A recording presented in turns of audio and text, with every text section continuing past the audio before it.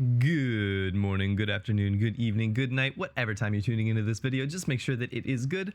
My name is Game Boy Rob, and today we have another new champion reveal today. Today it is Sivir, not who I thought it would be. I thought for sure today would be Azir, but they bamboozled me once more. It is Sivir today, and yeah, without any further ado, let's see what Sivir's all about. Let's see what Sivir is all about. Let's go. You've got a problem, I've got a price. Sign on the dotted line. She has, is that quick attack? She's got quick attack, and of course she's got quick attack. She's an AD carry. They always have quick attack. So she's a 4 mana 5/3 with quick attack and spell shield. That's wow. Wait, wow. But that's all she does, right? Okay.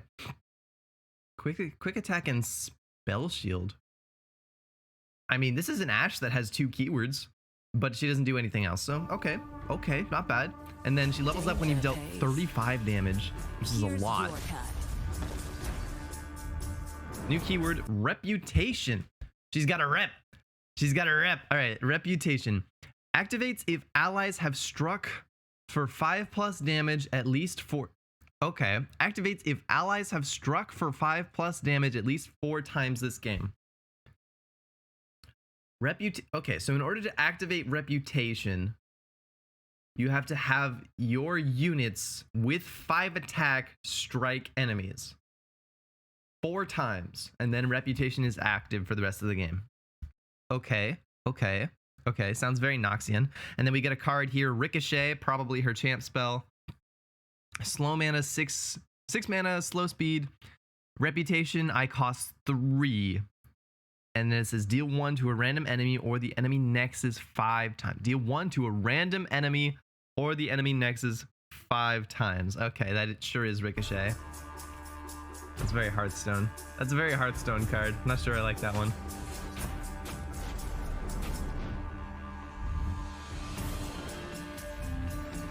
Make it worth my while. That's all. Sandswept Tomb. Okay, we got a new landmark. Oh my god, a Shuriman landmark that doesn't have countdown. Oh my god, it's happening. A Shuriman landmark that doesn't have countdown. Sandswept Tomb. When allies attack, summon an attacking Sandstone Charger. So every time you attack, you get a Sandstone Charger on your attack. I don't know what that is. Better duck. Line them up. Okay, it's a 5/2 with Ephemeral. Not bad. Wow. Wow. Blade, sand, and treasure. Couldn't ask for more. Ooh, that was a neat level up. That was a nice level up. Sivir. Okay, so she keeps her keywords. While I'm attacking allies have my keywords. Uh-oh. So once you've dealt 35 damage, Sivir levels up, and then she says, while I'm attacking allies have my keywords.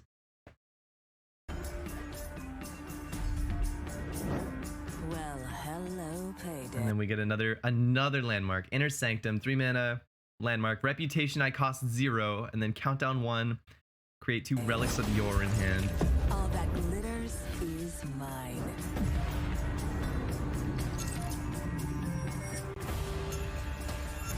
My goodness. Guess who just earned her bonus? Wow. Okay. Very interesting. I really don't know what to make of this champion. Let us go take a look at all the new cards. Okay, so Ricochet, like I said, probably it was Sivir's champion spell is Ricochet. So Sivir costs 4 mana. She's a 4 mana 5/3 with quick attack and spell shield. That's good. That is a good card, right? 4 mana for a 5/3 with quick attack and spell shield. That's really good. That's hard to deal with. That's really hard to deal with. In order to deal with this, you either need a 6/6, you know, plus probably some health buffs, because you know this deck probably has attack buffs. Or you need to commit 2 sources of removal to her, one to pop the spell shield and one to actually kill her. That's rough. That's really annoying. This is a really annoying card for decks to deal with. Wow, the Sivir's probably going to be pretty okay. Yeah, and then when she's leveled up, she just gives everything quick attack with no investment at all. If you attack with a leveled up Sivir and several of the units, all your units get quick attack. And spell shield if they haven't still popped the spell shield. Wow. Wow. That's a good card. That's a pretty good card. Ricochet. I don't know about Ricochet. Ricochet costs 6 unless you have Reputation active. And Reputation doesn't seem easy. It doesn't seem easy to activate Reputation. It's not the hardest thing in the world, but it's not like it's terribly easy either. So if you don't have Reputation active, it costs 6 to just deal 1 randomly 5 times. And then if you do have Reputation, it just costs 3 to do that. Deal 1 to a random enemy or the enemy nexus 5 times. I don't like this. I do not like the design of this card. Deal 1 to a random enemy or the if this just said deal 1 to a random enemy 5 times, this would, well, A, it'd be a better card, and B, it would be more reliable. It would be more consistent in what it's doing. You could just, the way I'm reading this, you could sometimes play Ricochet and just have it deal 5 to the enemy nexus, or like deal 4 to the enemy nexus and 1 to something. What I'm saying is, if your opponent has 2 units out and one of them has 1 health, this could hit the enemy nexus 3 times and the one that doesn't have 1 health 2 times and completely miss the one that has 1 health, and you will be sad. And because of that, I do not like this card. I do not like the way the decisions that you are forced to make with this card. I don't like this type of card. So we'll move on. After that, we get, here, I'll just scroll down here. After that, we get Boomerang Blade, 7 mana slow speed spell. An ally strikes the strongest and weakest enemies. Ooh. Oh, that's interesting. So obviously this is really good with Sivir, right? This is obviously very good with Sivir because Sivir has Spell Shield. And having Spell Shield makes it really good to have, you know, makes her a really good target for this. This is also really good on Nasus. I could see people running this alongside Nasus when he gets Spell Shield, and that would be pretty cool. Strongest and weakest enemies. Okay, so there's a lot of things. I'm noticing a lot of things in this set that have to do with the weakest enemy. And this will really depend. Things like this that hit the weakest enemy are going to depend on the meta to see how good they are, because if you have a lot of decks in the meta like Fizz TF, a lot of decks with like a lot of units that are all small and spread out, then hitting the weakest unit doesn't matter very much. Same if you have decks that easily create chump blockers, like most Shadow Isles decks. If you're going up against a deck that has like a bunch of mid-sized units and a hapless aristocrat, then Boomerang Blade and other things that targets the weakest unit don't get a ton of value. But if you're going up against a deck like Swain, like a Swain Leviathan deck, you know, if you have an ally with 8 attack and your opponent has like a Leviathan and a Swain and nothing else, like this is insane, right? This is crazy, and stuff like Kindred is also just completely insane. But I don't think that's generally going to be the meta. I think good decks in Legends of Runeterra tend to very easily create small units, small chump blockers, and so you have to read this as sort of an ally strikes the strongest unit and kills a chump blocker, which makes it a little worse. But if the meta ever shifts around, if the meta ever swings around so that decks like Swain are common in the meta, or like a deck like Ash, like an Ash Frostbites deck, this will get a lot of value against like an Ash deck. Well, except this won't, because it's a strike effect and, you know, Frostbites. So I mean, this won't specifically, but things that target the weakest enemy would be better against an Ash deck. So Boomerang Blade, not terrible, but it is 7 mana to, you know, lose to a Frostbite, so meh. All right, ooh, new focus speed spell. We got a new focus speed spell. Here we go. Payday. Create a lucky find in hand.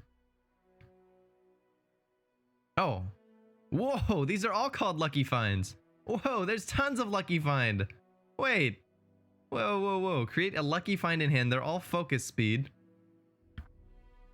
And then Inner Sanctum is a landmark with reputation I cost 0. Okay, and Countdown 1, create 2 lucky finds in hand. So I assume they're random. Create a lucky find in hand. I assume you play Payday and you just get a random lucky find in your hand. Oh, or unless they actually mean this. Pick a buff from among 3 to grant an ally. Oh. Oh, no. Okay, so I misunderstood. These are not all. They showed this in the trailer, and it definitely showed, you know, like picking one of 3. And so what they mean is Payday will create this lucky find in hand right here. And then lucky find can, you know, pick one of 3 of the rest of these. Okay. Okay, so that's a little misleading because they're all named Lucky Find, but Lucky Find means this one right here. Fleeting and focus, pick a buff from among 3 to grant an ally. Okay, so create 2 Lucky Finds and create a Lucky Find. And then the Lucky Finds all seem to give, you can see we got one that gives Spell Shield, Challenger, Fearsome, +2/+0, +1/+1.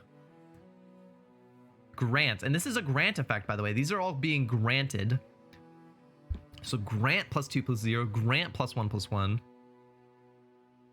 grant quick attack, grant +0/+2, grant tough, and grant overwhelm. And you get to pick. That's pretty good. That's probably going to be pretty good. This essentially this is 2 mana to give your, you know, pick one of 3 of these things to give to one of your units for 2 mana at focus speed. That's probably pretty good, right? At focus speed, at focus speed. So you can't like use it to look for spell shield at burst speed to like protect from something, which is annoying.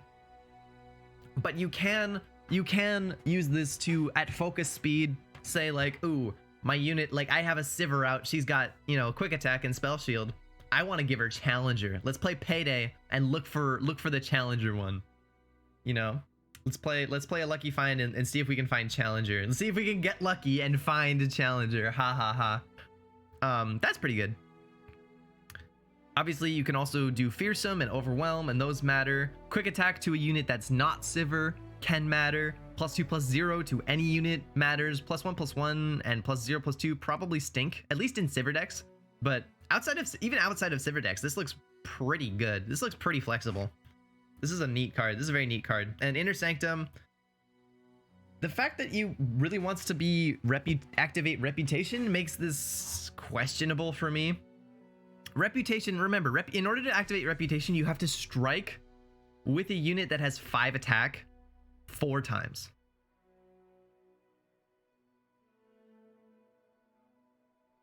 I don't see that. I don't see you putting a landmark like this in a deck that is full of 5 attack units. I feel like that's a little unlikely that you would want to do this. And so the reputation doesn't matter, and you're paying 3 to get 2 lucky finds. I don't think 3 for 2 lucky finds is great either. Yeah, maybe this is better than I think it is, but 3 for 2 lucky finds next turn. You're paying 3 for 2 lucky finds next turn. Is that good? That's actually not bad. Actually, paying 3 mana to get 2 lucky finds on your next turn.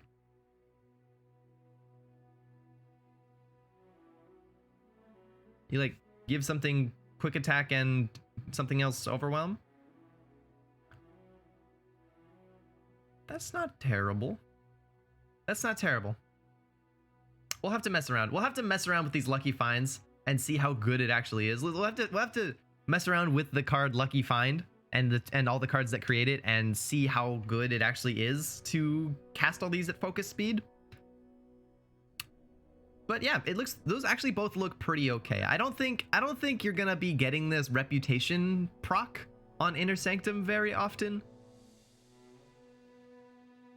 But just paying 3 mana for 2 lucky finds seems okay. Actually, that does seem okay, and Payday seems pretty good.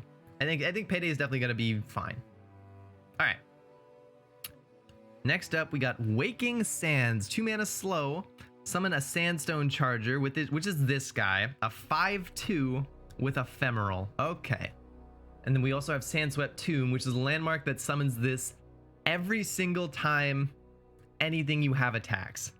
Wow. Wow. Okay, so Sandswept Tomb looks like Misfortune payoff. This looks like Demacia Rally synergy, right? Which means you can't run this and rallies and Misfortune, so probably not Misfortune. But like, if you run this in Demacia with some sort of rally, that's devastating. Summoning a 5/2 with Ephemeral every time you attack. That's crazy. I don't know if it's worth 5 mana. It's probably, I imagine it is. I actually imagine that probably is worth 5 mana. That's really cool. That is a really cool card. I like that a lot. And then Waking Sands just summons 2 mana for a 5/2 with Ephemeral. I don't know about that one. I don't think that one's very good. This is obviously they're going to, if your opponent can chump block this, they're going to. This can be used on defense the same way like a Haunted Relic can be used on defense, right? You just play it and your opponent can't attack. And that certainly works. But generally people don't want to do that. Generally people don't want to put a card in their deck just to play it on defense. That's generally a bad thing, especially with ephemerals. So Sandstone Charger. I think Sandswept Tomb is really good. Waking Sands probably less good because you're just gonna play it and your opponent's gonna block with a 1/1 and you're gonna feel like you wasted 2 mana.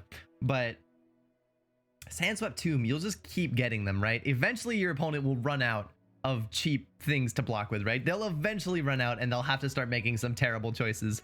And I think Sandswept Tomb could be pretty good. It'll depend on if 5 mana for a landmark is too expensive, is too slow to benefit from this. But it can be used the turn it's played. If you play this and then attack that turn, you get a 5/2. So I think this is pretty good. If there is tons and tons of landmark removal running around because of all the landmarks in the new set, then this will probably not see too much play. This will probably just get killed pretty quick because it costs 5. But if your opponent can't do anything about this, this is actually really powerful. I think Sandswept Tomb is actually super powerful, especially if you're running rallies. So that looks pretty good. And then we got next Callous Bone Crusher, 4 mana, 6/3, reputation. I cost 2. No, okay, I see it. I see it. It's bad. This is a 4 mana, 6/3. But if you've, struck with 4 5 attack units, it's a 2 mana 6/3.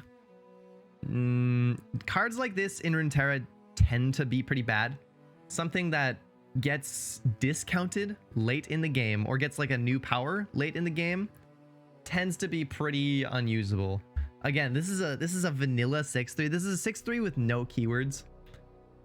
And so like, yeah, great, you're getting to pay it. You're gonna play it for 2 mana, but like if you play out 6/3 for 2 mana on like turn, I don't know, when are you activating reputation? Like turn 6, turn 7?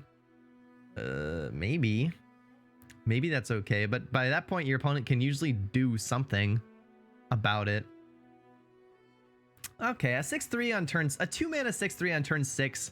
If you really are pressuring your opponent a lot, I guess this could be okay. But having 3 health, having 6 attack and 3 health just seems so bad. Like there's a lot of 3/2s. There will always be a lot of 3/2s in the meta, right? 3/2s are always good and 3/2s are always gonna be around, and playing this into a 3/2 is always gonna feel bad. So I don't see this one. I don't see this one at all. Then we got Ruin Runner, 5 mana, 6/4 with Overwhelm and Spell Shield. 5 mana, 6/4 with Overwhelm and Spell Shield.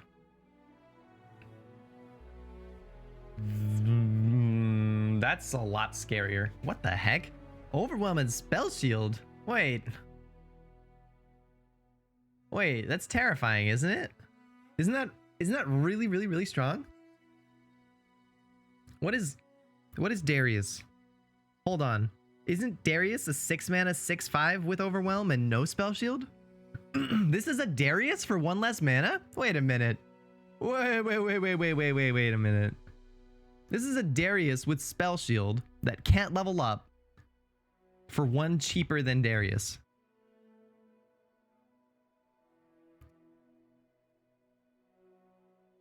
This is terrifying. This is actually really scary. People are gonna stick this alongside Renekton and just build Renekton Overwhelm decks. Right? We're gonna see like either Freljord Shurima or Noxus Shurima. Probably Noxus Shurima. We're gonna see a bunch of Overwhelm units from Noxus, and then you play Renekton, and then you play freaking decisive maneuvers. Ugh. Oh god, this is horrifying, and it has Spell Shield. It can't be Frostbitten. Yeah, this is a good card. This is not exactly an exciting and interesting card. This is not exactly a card that is going to be like super fun and cool to play, but it is definitely going to smack your face. This is gonna be one of those like fun police cards. You're gonna be like trying out your new cool awesome deck, and your opponent's gonna be like, okay, I have a unit with Overwhelm, I have another unit with Overwhelm, I have Renekton, I have Ruin Runner, and they're just gonna run over you. Literally, they're just gonna run over you. Good card. This card is definitely gonna be good. I imagine. I can't imagine a 5-mana 6/4 with Spell Shield and Overwhelm being bad. So that's terrifying. Yeah, that's pretty terrifying. I'd say Ruin Runner is going to be definitely a good card. Okay. So on the whole, Sivir, I don't know about Sivir, although this helps the Sivir. Ruin Runner helps the Sivir strategy a lot, right? Just attacking with 5 attack units, getting the reputation thing. Sivir herself doesn't actually have anything to do with reputation, which is interesting. So you just have to deal damage. So Sivir herself as a champion is actually really flexible. You can put her in a lot of different decks, right? Like a lot of people's first instinct is gonna pair her up with Swain, and that might be good, right? Because she and Swain both want to deal damage, but Swain is like non-combat damage. Pairing up with Ezreal could make a certain amount of sense. I'm attacking allies have my keywords. I don't know. Like, you don't need to put her in any sort of reputation deck, right? Because she doesn't have reputation. You just put her in any sort of deck that deals lots of damage. Seems pretty good. But also, I guess you want to put her in a deck where like you also have units that benefit from quick attack, and maybe a deck that gives her extra keywords. I don't think Sivir's gonna escape Noxus. Every time I say anything that Sivir likes, I'm reminded of Noxus. If you can give Sivir Overwhelm with like a might, you know, your whole board gets overwhelmed. If you can use stuff like Whirling Death, you can level up reputation. You can, you know, progress towards reputation faster. Everything I say seems to be like Noxus likes Sivir. So I'm imagining Sivir plus Noxus is going to kind of be a thing, which would be really cute if Cassiopeia got added in a future expansion. Oh, that'd be adorable. That'd be adorable. That'd be adorable. Okay. Anyway, yeah. So these are almost all, except for these two cards. I don't like Ricochet. I hate Ricochet, honestly. I do not like the design of Ricochet. I think Riot is better than this. They know better than to create a card like this. I'm disappointed in that one. Boomerang Blade, meta dependent, and probably will not be good until we get to a scenario where where weakest enemies are actually strong enemies. But again, if you stick this on like if you play this alongside like Nasus, that he will be killing whatever the strongest enemy is, right? So like, yeah, it's just 7 mana to kill one thing at slow speed is okay, and like the strongest unit and a Spiderling is pretty weak, but the strongest unit and like a 4/4 would be really strong, right? So this is just meta dependent. For as long as weakest is a you know, as long as the weakest enemy is going to be a 1/1, this is going to be pretty lame. But if we get to a meta where people can't make 1/1s very easily, then, you know, cards like Boomerang Blade might see play. Payday and Inner Sanctum, I think are both going to be pretty good. Again, Inner Sanctum getting reputation seems unlikely. It seems unlikely that you put this in a deck that can get reputation well, like easily, but getting this without reputation doesn't seem bad. It doesn't seem amazing, but it doesn't seem bad. And Payday obviously just looks pretty consistent, pretty nice, very flexible. I'm not sure exactly how strong it's going to be, but it looks not bad. We'll have to test it out to see exactly how good it is. But imagine Both of these cards are going to seem some play, certainly at least some experimentation. Waking Sands, I don't quite see Waking Sands. Sandswept Tome looks very strong, but vulnerable to landmark removal. And then Ruin Runner looks busted as hell. Ruin Runner looks extraordinarily terrifying. I don't know why this thing gets to have 6 attack and Overwhelm and Spell Shield. That's one too many things. This needs to either have 5 attack or not Spell Shield or not Overwhelm. All of them is too much. That's a lot. that's really scary. And then I don't think Callous Bone Crusher is going to be very good. This is not a good card. 2 mana for a 6/3.